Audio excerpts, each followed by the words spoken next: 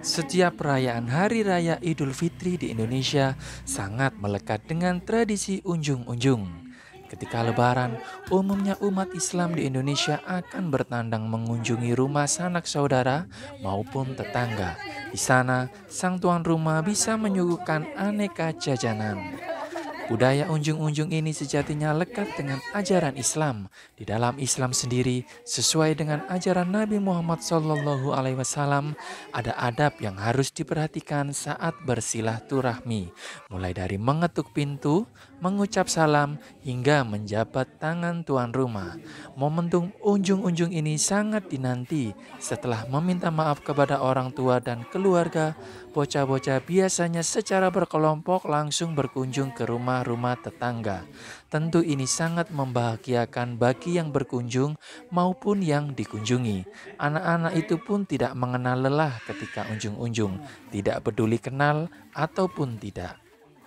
Lantas, pelajaran apa yang bisa kita petik dari tradisi unjung-unjung? Silaturahmi dan toleransi. Ya, itulah pelajaran berharga yang didapat melalui tradisi unjung-unjung. Ketika hari itu tiba, antar tetangga pasti melakukannya, mulai dari yang ada di kawasan perumahan hingga yang tinggal di ganggang padat penduduk, tak ada yang melewatkannya. Bahkan umat non-muslim pun juga unjung-unjung untuk bermaaf-maafan, saling memberi selamat dan bercengkrama dengan hangat. Tentu ini bisa menjadi sarana perdamaian antar tetangga yang sedang berkonflik. Rasanya tak ada lagi gap antar suku, agama, dan golongan. Semua ikut berbahagia merayakannya. Tradisi-tradisi semacam itulah yang harus kita jaga bersama.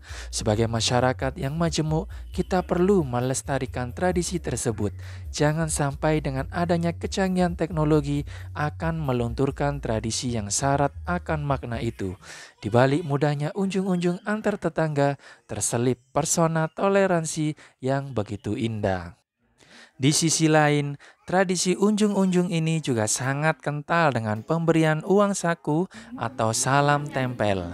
Orang yang lebih tua kerap memberikan uang dalam amplop seperti angpau kepada anak-anak saat bersalaman.